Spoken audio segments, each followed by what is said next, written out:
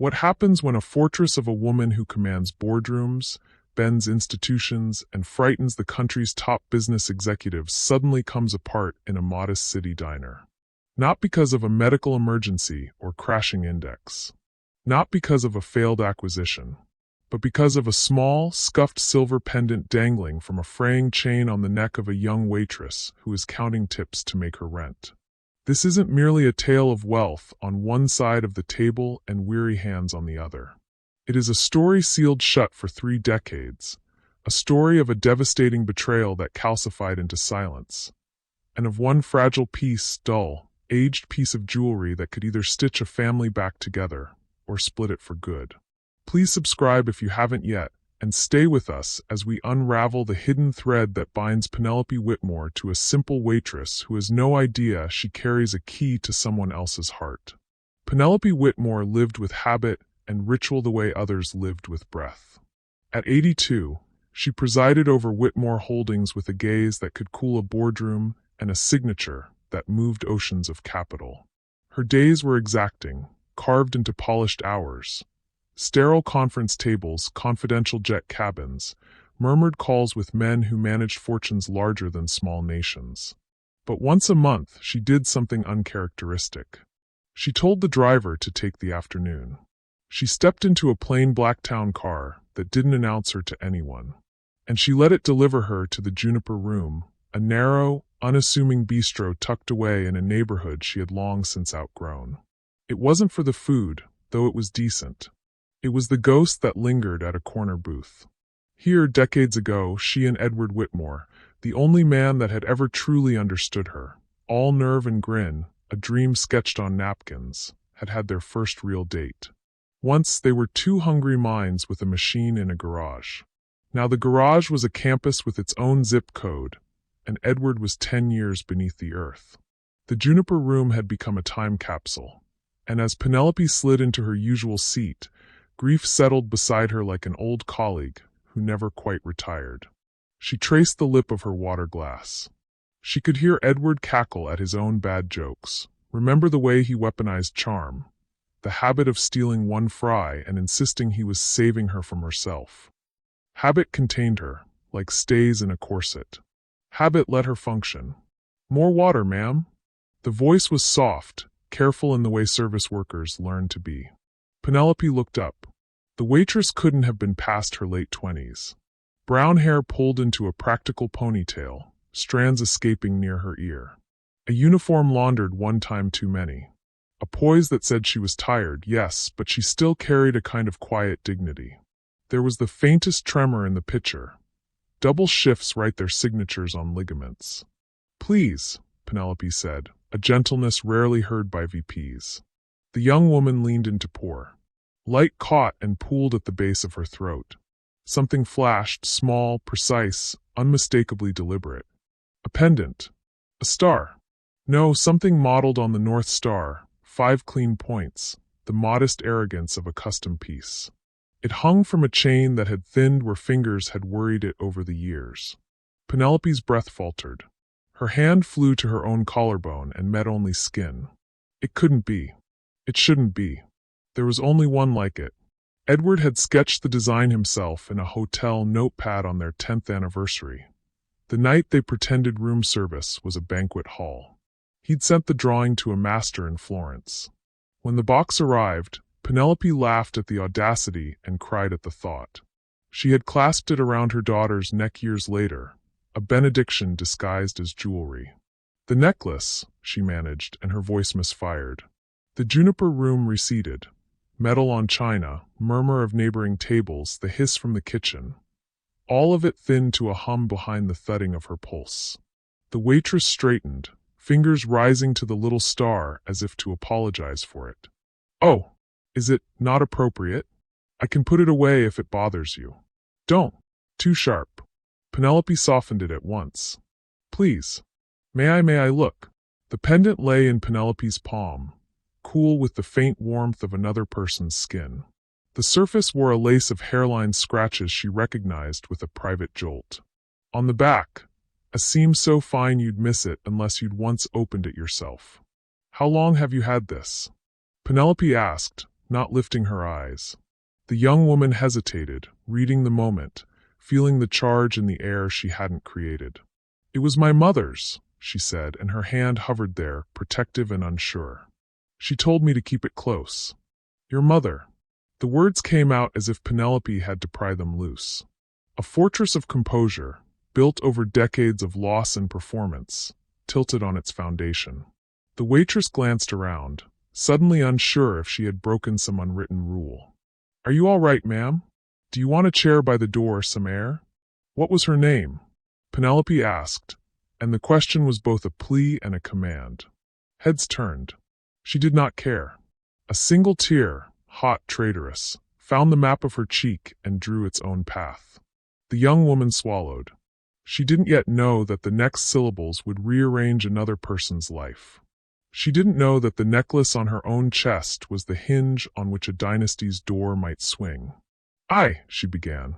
Penelope held up a trembling hand, not to silence her, but as if to steady the air itself. "Please. I have to know." There are moments in life when time tests a person by handing them a key and watching what they open. In the clatter and steam of the juniper room, under a humming lamp and a neon sign that had seen better bulbs, Penelope Whitmore waited for a name like a penitent waits for absolution. "What?" she whispered, voice thinning with years and memory. "Was your mother's name?" The air between them thickened. Penelope's hand, still trembling, hovered above the table as if steadying herself against something invisible. The young waitress blinked, her brow furrowing, uncertain why a stranger's question had cracked the atmosphere in two. "Are you sure you're all right?" she asked again, voice gentle, but Penelope barely heard her. "Her name," Penelope pressed, the words now less a question and more a command. "Please, tell me your mother's name." The room leaned in. Forks paused. The clink of cutlery softened into background static. Penelope's eyes glistened. Her body betrayed her, shuddering with a grief she hadn't permitted in decades.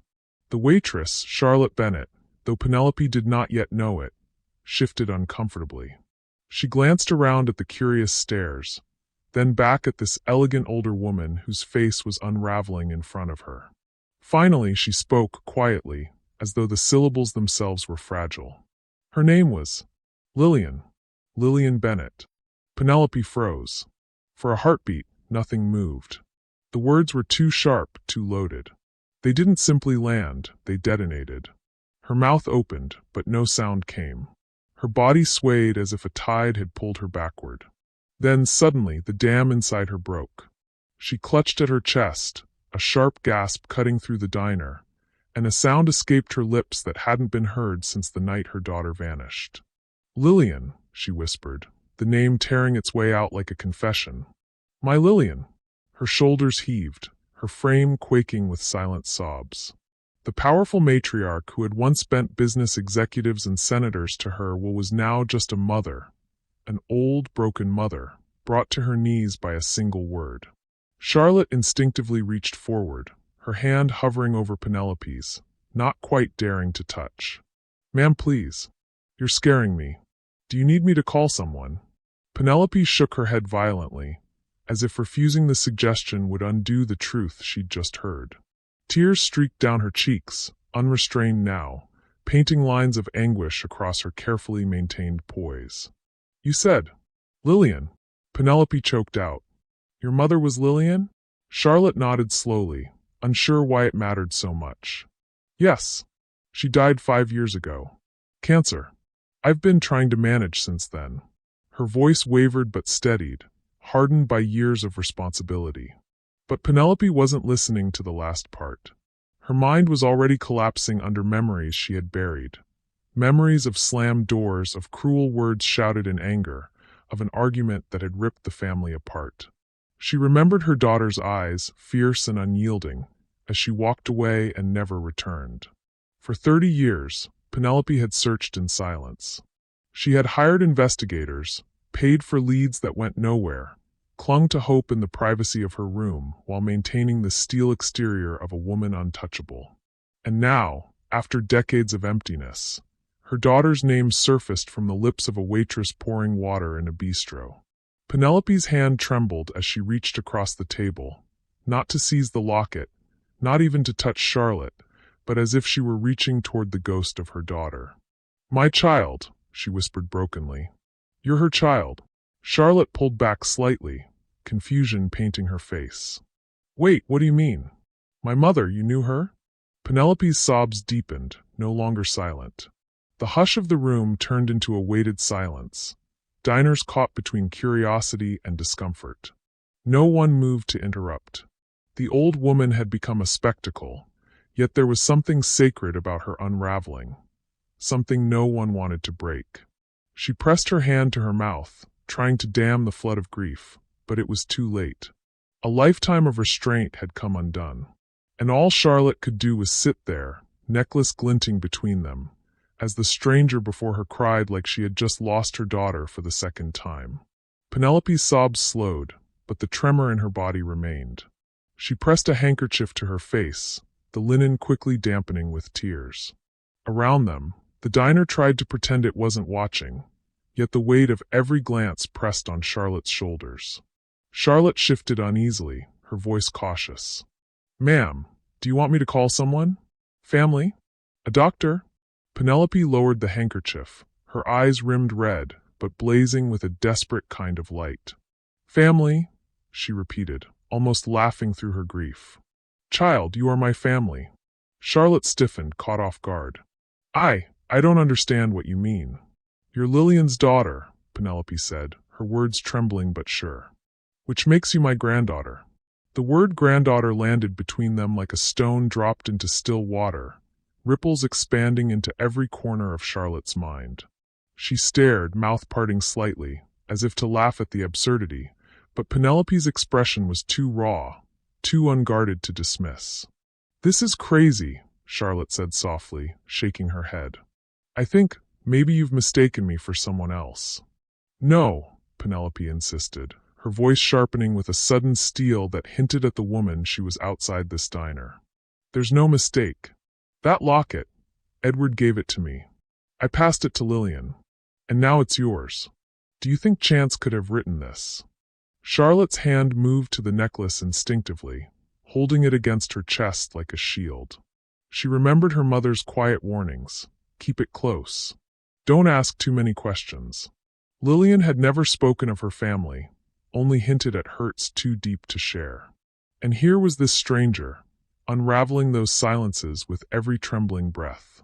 Penelope straightened, gathering herself with the discipline of a woman who had spent a lifetime masking storms behind calm skies.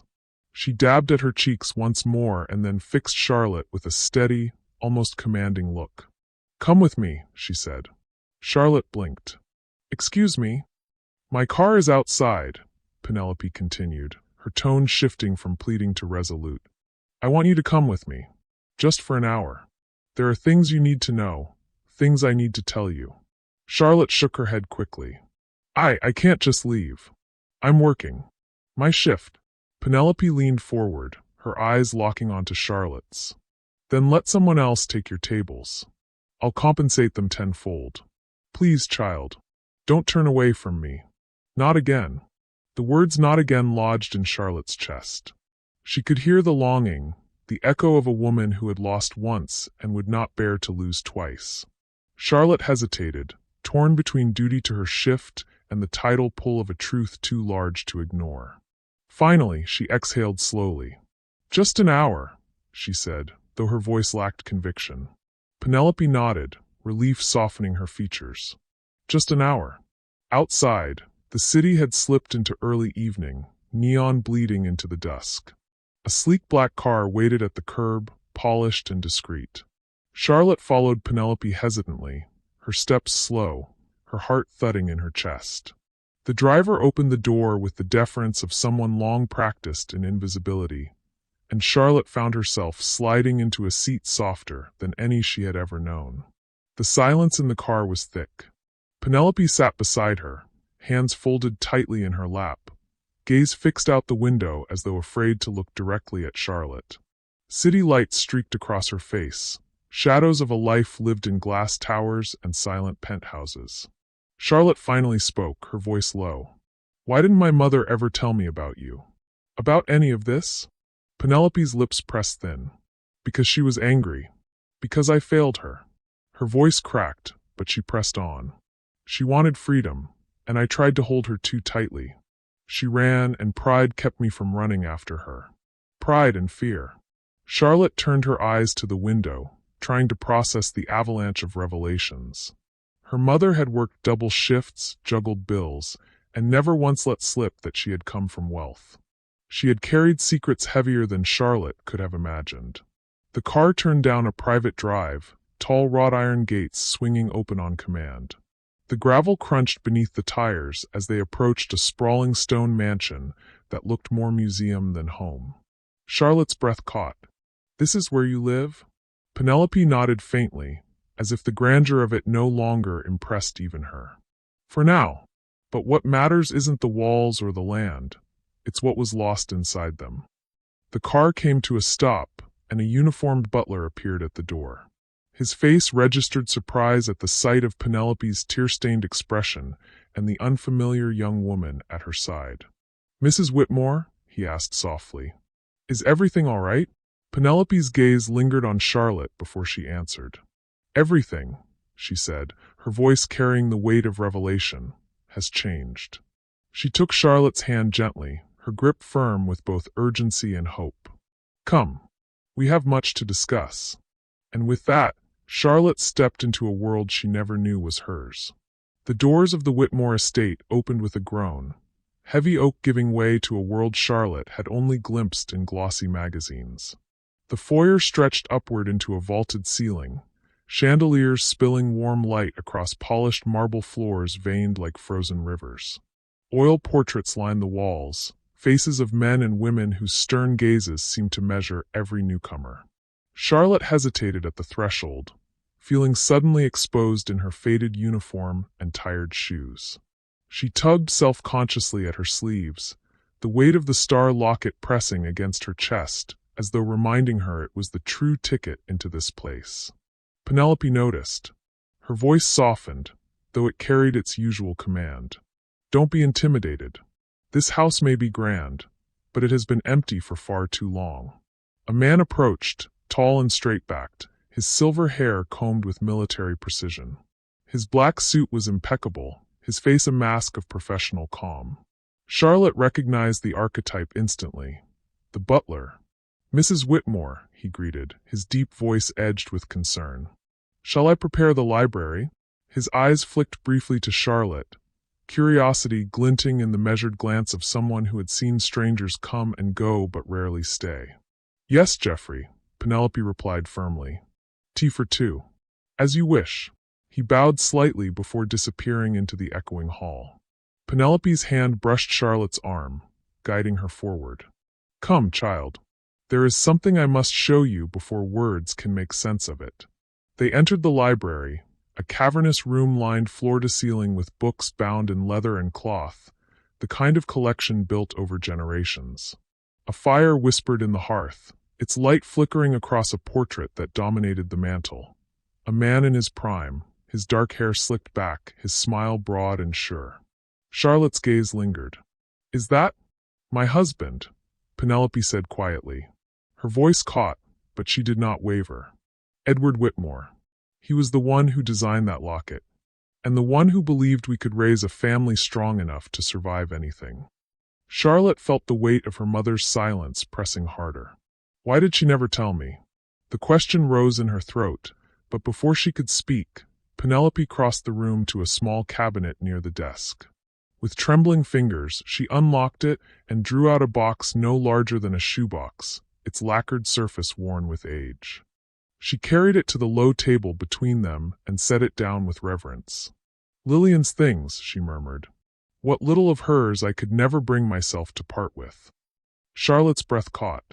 Her hands itched to open the lid, but she waited as Penelope slowly lifted it herself. Inside lay a handful of keepsakes, a pressed flower brittle with years, a silk ribbon faded from bright blue to pale gray, and a photograph of a teenage girl with a mischievous grin and eyes that dared the world to challenge her. Charlotte's throat tightened. Though the girl was younger, though the photograph carried the softness of time, she recognized her mother instantly.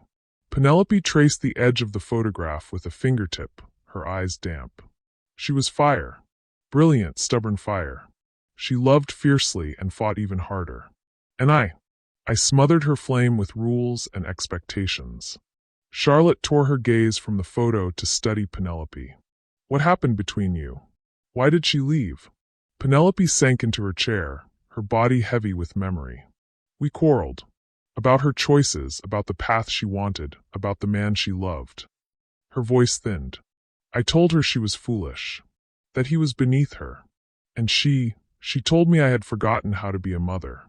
Only a queen guarding her throne.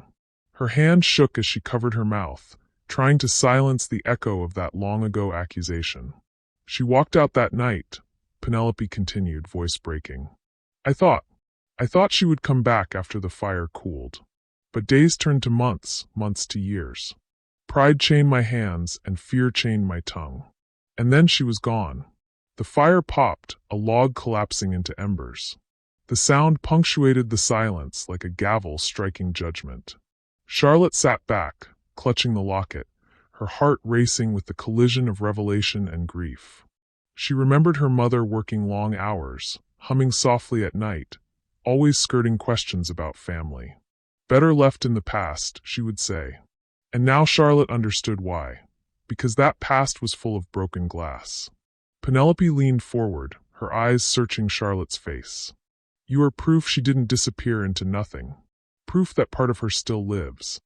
She reached out, gently cupping Charlotte's hand in her own. Child, I cannot undo what I did to Lillian. But perhaps, her voice quivered, perhaps I can be something to you. Charlotte swallowed hard, overwhelmed. She wanted to pull away, to cling to the walls she had built since her mother's death. But the grief in Penelope's eyes mirrored her own too closely to ignore. The door opened quietly, Geoffrey entering with a silver tray. He set down a china teapot, cups, and a small plate of biscuits before retreating again, silent as a shadow. The fragrance of bergamot filled the air, grounding the moment in something almost ordinary. But nothing about this was ordinary. Penelope released Charlotte's hand only to pour the tea, her movements precise despite the tremor in her fingers. Drink, she said softly. It steadies the heart. Charlotte accepted the cup, her hands warm against the porcelain, her thoughts swirling with questions that demanded answers. Why now? She asked finally. Why tell me all this now? Penelope lifted her gaze to the portrait above the fireplace. Because fate has dragged you into my life, whether I deserve it or not. And because if I waste another moment, I may lose the only chance left to mend what was broken. Charlotte sipped the tea, her chest tightening. She didn't know yet if this woman was salvation or complication. But she knew one thing with absolute certainty. Her life had just changed forever. And in the silence that followed, the house seemed to hold its breath, waiting for the storm still to come. The fire snapped again, scattering sparks that glowed briefly before fading into ash. Charlotte stared into it, the locket warm against her skin, as if the metal carried the heat of everything she had just heard. Penelope sat opposite her, posture regal even in grief, fingers wrapped tightly around her teacup. The silence was heavy, broken only by the faint tick of a grandfather clock. And then, the doors to the library swung open.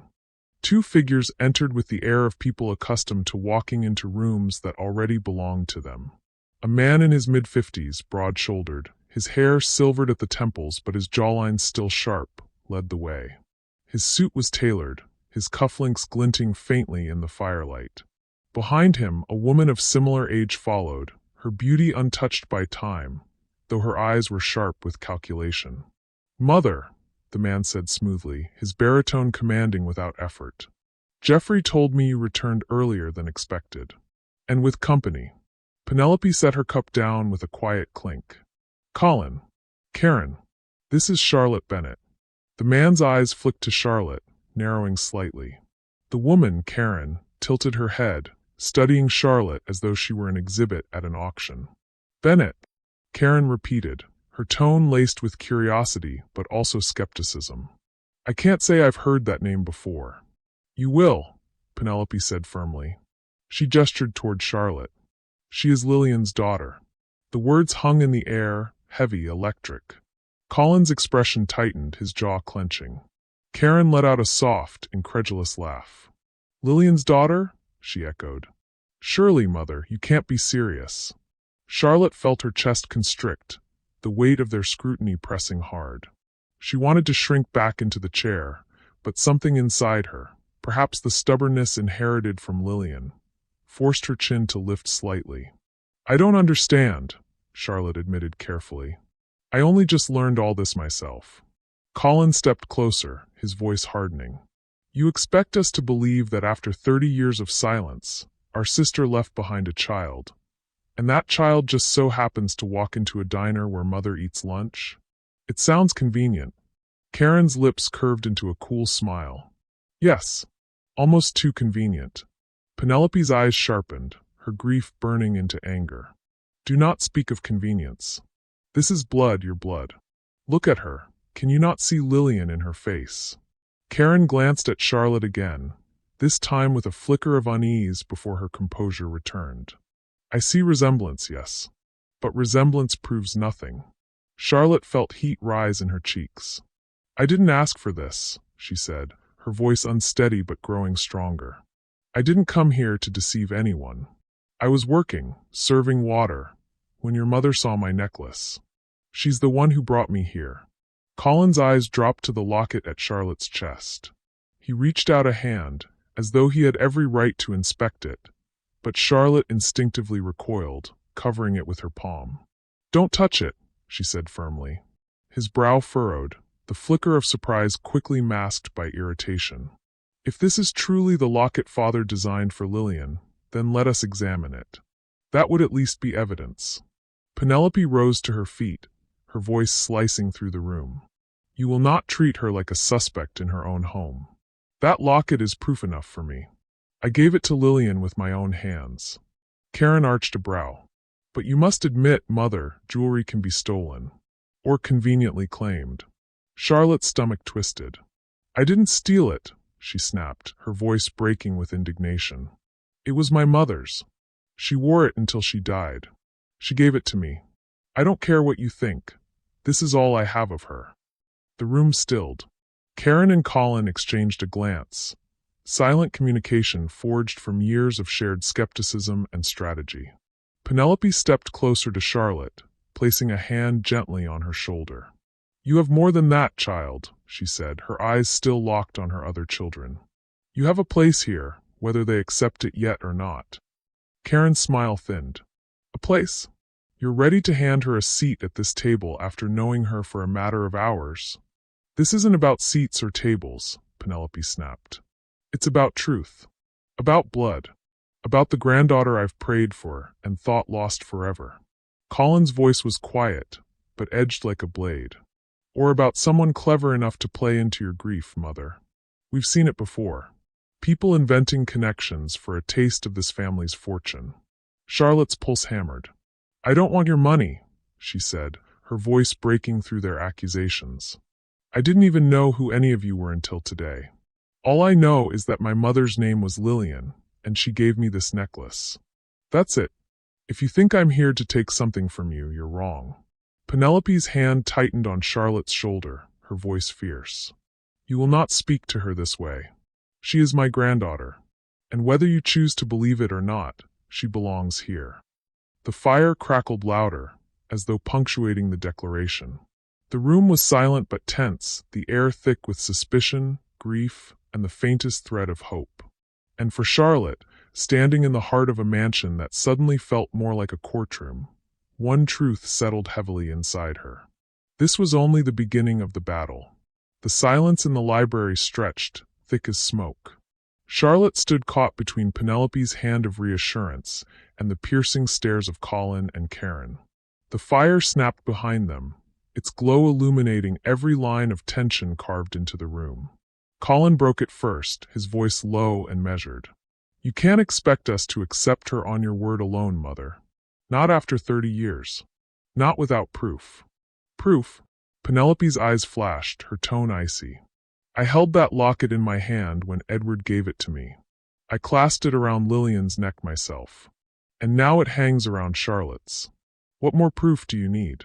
Karen stepped forward, her heels clicking softly against the polished floor. Forgive me, Mother, but sentiment is not evidence. If this girl is truly Lillian's daughter, then she will have documents, birth certificates, photographs, records. Otherwise, we are taking the word of a waitress who appeared out of nowhere. Charlotte bristled. I didn't appear out of nowhere. I've lived in this city my entire life. My mother raised me here alone. She worked herself to the bone to keep food on the table. If you want proof, I can bring you the bills she struggled to pay, the obituary no one from your family attended.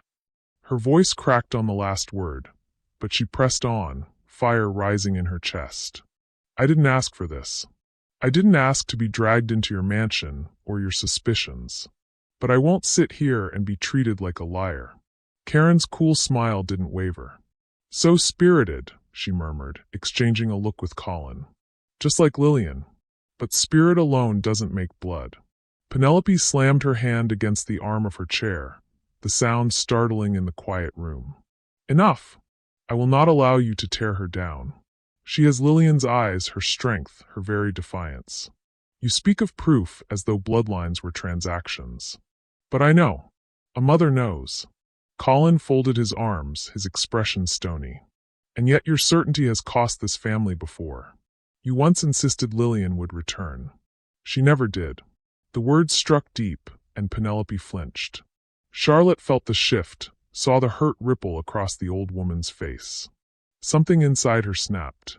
Don't you dare talk about her that way, Charlotte said sharply, her voice louder than she intended. She may have walked away from all of you, but she was my mother. She was more than your mistakes, more than your quarrels. She was flesh and blood, and she gave everything she had to me. For a moment, the fire seemed to roar louder, feeding on the clash of voices. Karen's eyes narrowed, her smile fading into something colder. Careful, child. You tread on ground you don't understand. Charlotte rose to her feet, her hands clenched at her sides. No, you don't understand. You lost her because of pride. I lost her to death. I grew up with empty chairs at school plays, with second-hand shoes, with a mother who worked herself sick because she refused to beg anyone for help. If you think I came here for your fortune, you're wrong. I came here because your mother recognized me. Because this locket told a story my mother never could. The words hung, raw and trembling in the firelight. For the first time, Colin's gaze faltered. A shadow of doubt crossed his face, though his jaw remained set. Karen, however, turned sharply toward Penelope. You see what you've done, she hissed. You've brought chaos into this house. You've opened old wounds and invited strangers to exploit them. This will not end with family reunion. It will end with headlines, with scandal. And we will all pay the price. Penelope's voice steadied, quiet but resolute. Then let the world watch. I am too old to live in lies. If Charlotte is Lillian's child, then she belongs here. And I will not bury her as I buried my daughter. The clock ticked once, heavy and deliberate. Charlotte felt her knees tremble, the weight of the moment pressing her down. Karen crossed her arms. Then prove it. A simple test, DNA. If she is who you say, the science will settle it. The suggestion sliced through the tension like a knife. Charlotte froze. Proof. Cold, clinical, undeniable. A part of her wanted it desperately. Another part recoiled at the idea of being examined like evidence. Penelope nodded slowly, her eyes never leaving Charlotte's. If that is what it takes, then so be it. But no test will tell me more than what I already know. Colin exhaled, the sound halfway between relief and skepticism. At least then we will have something solid. Until then, she is not to be paraded as family. Charlotte's throat tightened. She looked at Penelope, who reached for her hand again, her grip firm and unwavering. You are mine, Penelope whispered fiercely. Whatever they say, whatever test they demand, you are mine. Charlotte swallowed hard, caught between the warmth of Penelope's certainty and the icy judgment of the others. She felt as though the ground beneath her had split open, and she was balanced on the edge of two worlds, one she had never known, and one that no longer fit. And as the fire dimmed to embers, She realized this was not a welcome. It was a trial. The fire had burned low, casting long shadows across the library. Charlotte sat stiffly in her chair, Penelope's hand still resting on hers, the only tether in a storm of hostility. Across from them, Colin poured himself a drink from a crystal decanter, the amber liquid catching the firelight. Karen stood near the mantel, her arms crossed, her gaze sharp enough to cut. The silence was unbearable. Finally, Karen broke it. "Mother, you're letting grief cloud your judgment. This girl may resemble Lillian. She may even believe what she's saying, but resemblance is an inheritance. Do you know how many people would fabricate a connection for a taste of what we have?" Penelope's back straightened, her voice fierce. "Do you know how many nights I begged heaven for a scrap of proof my daughter still lived? And now you tell me not to believe the living proof sitting right here." Charlotte swallowed hard. "I didn't come here asking for anything," she said, her voice wavering. "I was serving water when she saw my necklace. I didn't even know who you were." Colin swirled the liquor in his glass, his eyes fixed on her. "Or perhaps you knew exactly who she was. Penelope Whitmore, the great matriarch, famous, wealthy, vulnerable in her old age. Easy prey for a clever story." Charlotte felt heat rise in her cheeks. "That's not true." Penelope's voice cut in like a blade. "You will not accuse her under my roof. She carries Lillian's name, Lillian's blood. I see it. I feel it. And no amount of cynicism from either of you will strip that from me." Karen arched a brow, her lips curling in a cool smile. "Then let us see if she carries Lillian's secrets as well." Charlotte's stomach dropped. "What do you mean?" Karen turned to the cabinet Penelope had opened earlier, where the box of keepsakes still sat on the table. She lifted the photograph of a young Lillian, holding it up to the firelight. "Lillian had a way of leaving trails," she said softly, almost to herself. "Notes, letters, drawings." She couldn't hold her tongue. If this girl truly is her daughter, she will know things no stranger could invent. Charlotte's pulse quickened. She glanced at Penelope, who looked stricken, torn between outrage and dread. "Ask her," Karen urged, turning the photograph toward Charlotte. "Ask her something only Lillian's daughter would know." Charlotte froze. Her mind scrambled. What did she know of her mother's past? Lillian had never spoken much, just fragments, vague stories without names or places. A childhood in a house with gardens. A piano she once played but never again. Always silence about family. Penelope's lips parted, her voice a whisper. "What did she tell you, Charlotte? About her childhood? About me?" Charlotte's throat tightened. She didn't talk about it. She only said some people were better left in the past. Karen's smile sharpened. How convenient. Colin set his glass down with a decisive clink. Enough. This isn't an interrogation. If there's truth here, the DNA test will tell us. Until then, she's a guest, no more, no less. But Karen wasn't finished. She stepped closer, her eyes gleaming. A guest who stands to inherit millions if we simply take her at her word. Don't think I don't see what this could mean, Mother. Another heir suddenly appearing? It changes everything. The words landed heavy. Charlotte stiffened, suddenly aware of what lay beneath their suspicion. Not just doubt, but fear. Fear of losing power, position, wealth. To them, she wasn't Charlotte, she was a threat. Penelope rose, her voice trembling but resolute. This is not about inheritance. This is about family. Blood. Redemption. She turned to Charlotte, her eyes glistening. Child, you belong here. Do not let their venom make you doubt it. Charlotte's chest ached. She wanted to believe Penelope, wanted to feel anchored to something larger than herself. But Karen's words twisted inside her. Inheritance. Fortune. Motives. She could feel their eyes dissecting her, judging every word, every breath. I should go, Charlotte whispered suddenly, standing so quickly her chair scraped against the floor. Penelope caught her wrist. No, please. Don't leave me again. Not like Lillian. Charlotte hesitated, caught between the desperation in Penelope's grip and the suffocating hostility from the others. Her voice cracked. I need time. To think. To breathe. Karen's smile returned, smug and satisfied. Let her go, Mother. If she truly belongs here, she'll come back. If not, then we'll have our answer. Penelope's hand trembled, but slowly, reluctantly, she released Charlotte's wrist. The young woman turned, her steps quick across the marble floor, her breath shallow as she fled the suffocating library. Colin and Karen watched her leave, their silence louder than words. Penelope stood rooted to the spot, her heart breaking all over again. And in the hall, Charlotte pressed her back against the cold wall, clutching the locket until the edges bit into her skin. Her mind swirled with questions, suspicions, and an ache so deep she could hardly breathe. She thought she had come to the end of a mystery. Instead, she realized it was only the beginning. The marble floor of the corridor felt cold even through Charlotte's thin shoes. She pressed her back against the wall, trying to steady her breath. The house was vast, silent, its hallways stretching like arteries through a body she did not yet belong to. Somewhere behind those heavy doors, Penelope was still defending her. Somewhere behind those polished walls, two strangers had already branded her an intruder. Her fingers clenched around the locket, the edges biting her palm.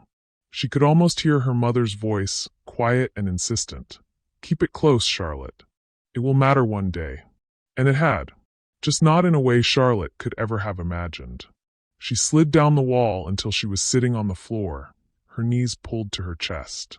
For the first time since stepping into the mansion, she felt small again, like the child who had watched her mother stagger home after long shifts, who had learned to make pasta from a box and stretch it for 3 meals. This house was too big for her, too polished. Its chandeliers threw light on shadows she didn't want to see. Footsteps broke the silence. Charlotte looked up quickly, expecting Karen's cold eyes or Colin's disapproving stare. Instead, it was Penelope. The matriarch moved slower now, her hand gripping a cane Charlotte hadn't noticed before. She stopped when she saw Charlotte crumpled against the wall, and for a moment, the formidable woman seemed frail, like grief itself had carved hollows into her strength. "Child," Penelope whispered, her voice carrying down the hall. "Don't hide from me." "Not you." Charlotte scrambled to her feet, wiping hastily at her eyes. "I shouldn't have come here. I don't belong." Penelope shook her head, stepping closer, her presence filling the space with quiet authority. "You belong more than you know. Do not let Colin and Karen convince you otherwise. They guard this house like a fortress because they fear what they cannot control." "They don't believe me," Charlotte said, her voice trembling. "And maybe they're right. Maybe I shouldn't even be here. My mother never told me about this place, about you. Maybe she wanted it buried." Penelope's eyes glistened. "Or maybe she wanted to protect you from me. From my pride. From the mistakes I made that drove her away." She reached out, brushing Charlotte's arm gently, her hand trembling. "I lost her, Charlotte. I cannot lose you too." The words cut deep, weaving through Charlotte's confusion. She wanted to resist, to push back against this sudden claim of belonging, but she couldn't ignore the sincerity in Penelope's eyes. "Why now?" Charlotte asked, her voice breaking. "Why after all these years?" Penelope's gaze drifted past her, toward the shadows in the corridor. "Because fate is cruel and kind in equal measure. It kept you from me all these years, and then it placed you in my path when my time is running short." Her voice lowered, thick with a weight she hadn't revealed before. "The doctors don't tell me much anymore, but I know. My body is failing. Every sunrise I get is a gift I may not see again. And in these final days, heaven itself saw fit to return to me what I thought I had lost forever." Charlotte's chest tightened. She saw not the untouchable matriarch of Whitmore Holdings, but an old woman racing against time, desperate to hold on to the last threads of family. But before Charlotte could answer, another voice cut through the corridor. "Mother." Colin's tall frame filled the doorway, his face shadowed, his tone sharp. "You shouldn't be climbing these halls in your condition." Penelope straightened, regaining her poise in an instant. "Do not tell me where I may walk in my own house." Colin's eyes flicked to Charlotte, hard and suspicious. "And you," he said coldly, "perhaps it's time you left. My mother's health cannot endure this kind of disruption." Charlotte flinched, but Penelope stepped in front of her like a shield. "She isn't leaving. Not now, not ever. If you wish to throw someone out, Colin, it will be me. The words landed like stones in the silence. Colin's jaw tightened, but he didn't respond immediately. He simply stood there, the embodiment of resistance, his eyes narrowing as though calculating his next move. Karen appeared behind him, her arms folded, her expression smooth and dangerous. Mother, listen to reason. This girl has appeared out of nowhere, waving our sister's name like a flag. Until there is proof, she should not be given the privileges of family. It is reckless. Penelope's voice thundered, echoing in the corridor. The only reckless thing is denying her when every piece of my soul tells me she is Lillian's child. I would sooner disown the both of you than turn her away. Karen's lips thinned, but she said nothing more. Colin gave a short nod, curt and unyielding. Very well. Then we will wait for the test. Until then, she stays as your guest, nothing more. The siblings turned and disappeared into the shadows, their retreat leaving the air colder than before. Penelope turned back to Charlotte, her eyes soft again. Don't let their doubt poison you. Blood always finds its way home. Charlotte wanted to believe her. She wanted to lean into the warmth of those words. But in the silence that followed, she felt the walls of the mansion tighten around her, the weight of secrets pressing closer, whispering that this was only the beginning of fractures deeper than she could yet imagine. Morning broke over the Whitmore estate with a pale, cold light. The grounds outside shimmered with frost, manicured hedges lining paths that Charlotte hadn't dared to walk yet. From the guest room window, the estate looked like something out of another century, majestic, untouchable. Yet inside its walls, the air felt anything but serene. Charlotte sat on the edge of the bed, staring at the necklace in her hand. The star-shaped locket gleamed faintly, catching the morning sun. Her mother's voice came back to her, hushed, almost haunted. Keep it close. She had never understood why, not until Penelope had wept at the sight of it. Now the locket was no longer just hers. It was a symbol, a claim, a weapon in a battle she hadn't chosen to fight. A knock at the door startled her. Come in, Charlotte said softly.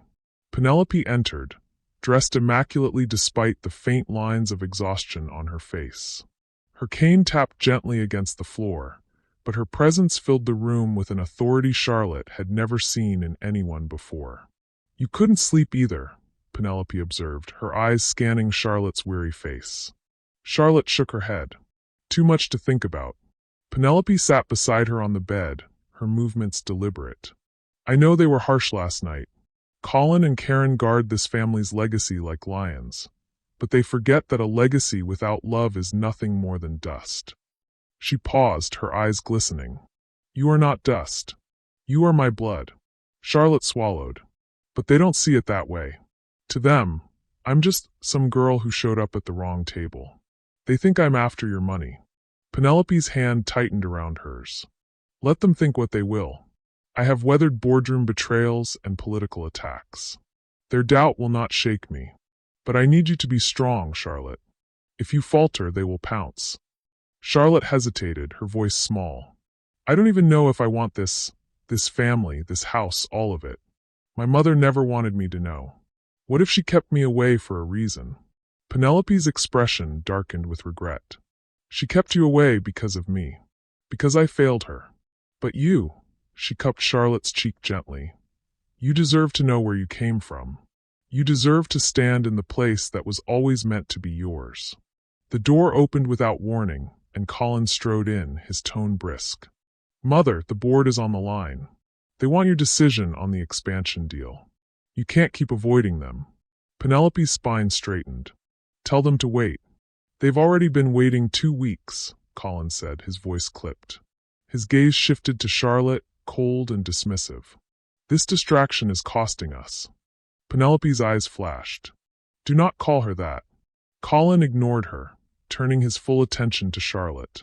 Listen carefully. If you intend to stay here, you will be tested. DNA, records, whatever it takes. Until then, don't expect kindness from me or Karen. We built our lives in this house while your mother vanished. You are not going to walk in and rewrite history overnight. Charlotte's stomach twisted, but she lifted her chin. I'm not here to rewrite history. I just want to know the truth. Colin's jaw tightened. Then you'd better be prepared for what the truth costs. He left as abruptly as he had come, the echo of his footsteps lingering in the hall. Penelope exhaled slowly, her face pale but resolute. Do you see now? This is not just about recognition. This is about power, inheritance, control. They fear losing their hold on what Edward and I built. To them, you are not a granddaughter. You are a threat. Charlotte's heart pounded. And what if the test proves I'm not who you think I am? What then? Penelope turned to her sharply, her eyes fierce. It won't. I know my daughter's blood when I see it. The conviction in her voice sent a shiver down Charlotte's spine. For Penelope, this wasn't speculation, it was absolute truth. The old woman rose slowly, leaning on her cane. Come with me. There's something else you should see.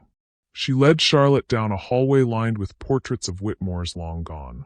Men in uniforms, women in silks, children with eyes too old for their years. They stopped before a door at the end, carved with intricate patterns of vines and roses. Penelope unlocked it with a small brass key and pushed it open. The room inside was smaller than the others Charlotte had seen, intimate, almost fragile. Sunlight streamed through lace curtains, illuminating a piano in the corner, its keys yellowed with time. On the dresser sat a row of books, worn from use. And above the bed, framed carefully, was a sketch of a star-shaped pendant. Charlotte froze. This was Lillian's room, Penelope said softly. Preserved as she left it. I could never bring myself to change it. Charlotte stepped inside, her breath catching. She could almost feel her mother here, her laughter, her fury, her restless energy. The air carried a faint, lingering trace of perfume and dust. Penelope's voice trembled. If you are strong enough to claim your place, this room will tell you who you are. But if you doubt, if you let them break you, you will lose everything your mother once was. Charlotte's fingers brushed the edge of the piano, the cool ivory beneath her hand. She closed her eyes and whispered, barely audible, "Mom." And in that fragile room, surrounded by the shadows of a past she had never been allowed to see, Charlotte understood. The battle for her identity had only just begun. Charlotte stood in the center of the room, the hush pressing around her like a cathedral. The piano, the sketch of the pendant, the books with her mother's handwriting in the margins. It was as if time itself had paused here 30 years ago, waiting for her return. She reached for one of the notebooks on the dresser and opened it. The ink had faded, but the words leapt at her as if Lillian had written them yesterday. One day I'll run. And when I do, I won't look back. Charlotte's breath caught. Her fingers traced the page, the strokes of her mother's pen jagged with defiance. Behind her, Penelope leaned heavily on her cane, watching. She was angry with me when she wrote that. I wanted to mold her into someone she was not. And she paid the price for my blindness. Charlotte turned, the notebook clutched against her chest. She never told me about any of this. About you. About this house. Penelope's gaze softened. Because she was proud. Because she would rather carry her pain in silence than admit her mother was right or wrong. Her voice faltered. And because I was too proud to go after her. Charlotte swallowed, the ache in her throat almost unbearable. She wanted to ask 100 questions, but before she could, the door burst open. Colin filled the doorway, his expression stormy. Karen stood just behind him, her arms folded tight across her chest. So it's true, Colin said coldly, his eyes scanning the room. You've brought her here. To Lillian's room. Penelope's chin lifted. It was hers. And now, perhaps, it belongs to her daughter. Karen stepped inside, her heels sharp against the wooden floor. She swept her eyes over Charlotte with disdain. So this is your strategy, Mother? Parade her through old relics. Let nostalgia do the work of proof. Charlotte's grip tightened on the notebook. I didn't ask to see this. She brought me here. Colin's gaze snapped to her, hard as stone. You don't belong in here. This room is sacred to our family. Charlotte's anger flared. She was my mother. That makes this my family, too. The words hung, charged and dangerous. Karen's laugh was brittle. Listen to her. already claiming rights she hasn't earned. Penelope's cane struck the floor with a crack. Enough! She has every right. This is Lillian's child, and if you cannot see her reflection standing before you, then your blindness is greater than mine ever was. Colin's jaw tightened. Then prove it. Stop hiding behind sentiment and photographs. If you want us to accept her, arrange the DNA test. Until then, don't expect us to pretend. Penelope's eyes blazed. I don't need science to tell me what I already know. And yet the world will, Karen countered smoothly. When this gets out, and it will, your word will not be enough. Investors, the board, the press, they will want proof. They will not tolerate uncertainty. The mention of the board seemed to strike a chord. Penelope faltered, her grip on the cane tightening. Charlotte saw the shift and stepped forward. I don't need your money or your name, she said fiercely. But I won't let you erase me. My mother lived and died in silence because of this house. I won't do the same. Her voice shook, but it carried through the room with a force that surprised even her. Colin and Karen exchanged a glance, unsettled. Penelope reached for Charlotte's hand, her voice trembling but strong. You are braver than I ever was, and you will not stand alone. Karen's smile was thin as glass. We'll see how brave you are when the truth cuts deeper than sentiment. Until then, don't mistake my silence for acceptance. She turned sharply, sweeping out of the room. Colin lingered a moment longer, his eyes dark with calculation. Tests don't lie, he said simply, before following his sister into the hall. The door closed, leaving Penelope and Charlotte alone again. The silence they left behind was heavier than before, filled with the echo of words that could not be taken back. Charlotte sank onto the edge of the bed, her hands trembling around the notebook. I don't know if I can do this. They hate me. They'll never see me as family. Penelope lowered herself slowly into the chair by the piano, her breath uneven. They hated Lillian too, when she defied them. Hatred is nothing new in this house. But strength is what you must find, even when every wall leans against you. Her eyes softened, and for a moment, Charlotte saw not the matriarch, but the mother Penelope still was at heart. Do not let them drive you away. I lost Lillian to my pride. I cannot lose you to theirs. The fire in Penelope's eyes rekindled, fierce and unyielding. Stand your ground, Charlotte. Whatever storm they bring, stand. Charlotte looked down at the notebook again, at her mother's words etched in faded ink. One day I'll run. Her jaw tightened. Not this time, she whispered. And in that moment, the room seemed to breathe with her, as if Lillian herself were listening, waiting to see whether her daughter would finish the story she had left unfinished. The house had turned restless. Servants moved quietly through the halls, whispering as though the walls themselves had grown ears.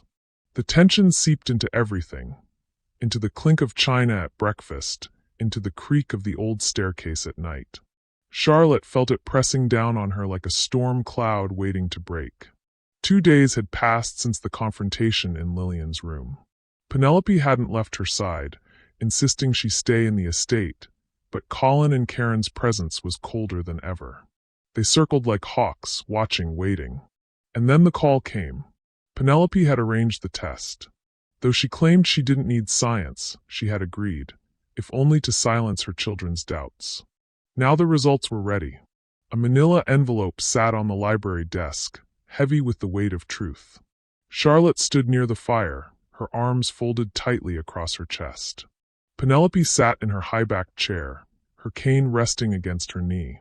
Colin leaned against the mantel, drink in hand, while Karen perched elegantly by the window, her posture razor-sharp. The butler, Geoffrey Sr., cleared his throat softly.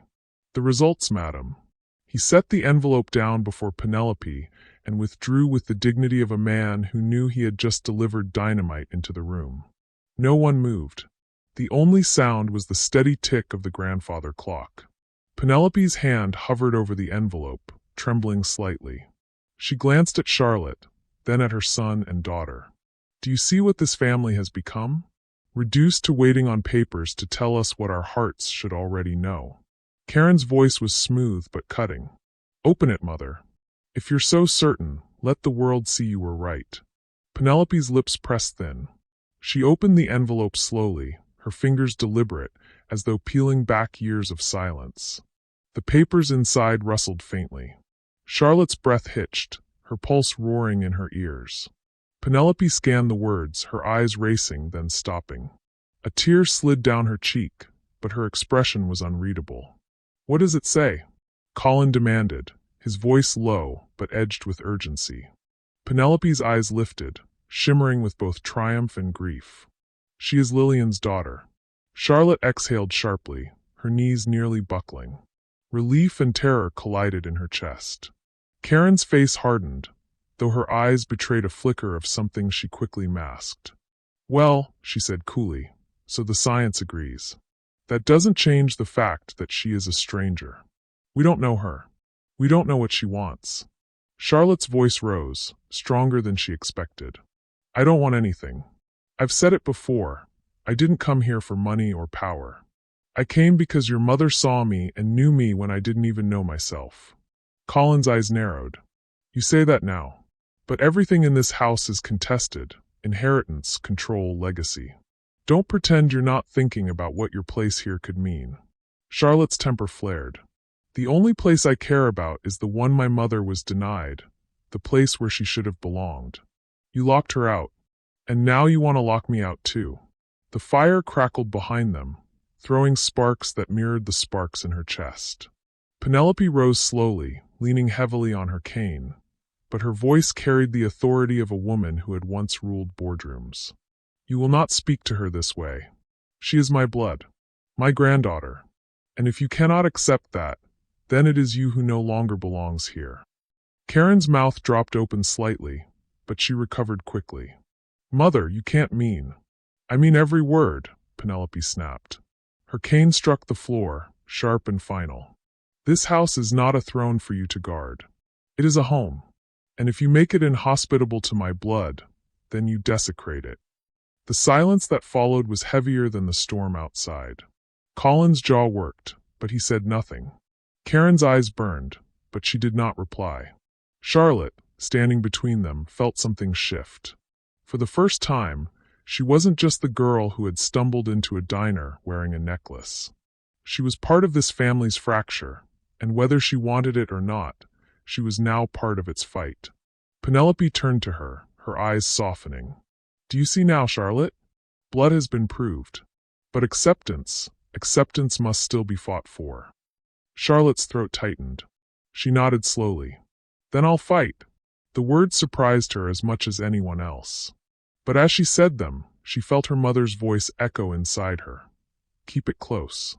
It will matter one day." And now it mattered more than ever. Outside, thunder rolled across the sky, rattling the windows.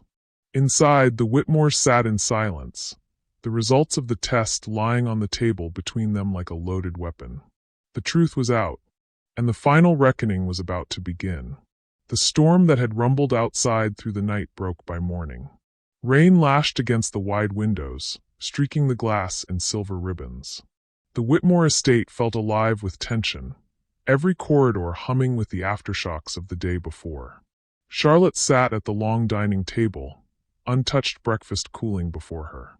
The DNA results still burned in her mind. Proof etched in black and white, undeniable, irreversible. She was Lillian's daughter. She was Penelope's granddaughter. And yet, the title felt less like a crown and more like a chain. Penelope entered slowly, Colin and Karen trailing behind her like shadows. She was pale, her steps slower than the night before, but her eyes were steady. She lowered herself into the head chair with quiet dignity, laying her cane across her lap. "This ends today," she said firmly, her voice carrying across the table like a gavel. Karen's brow arched. "Mother!"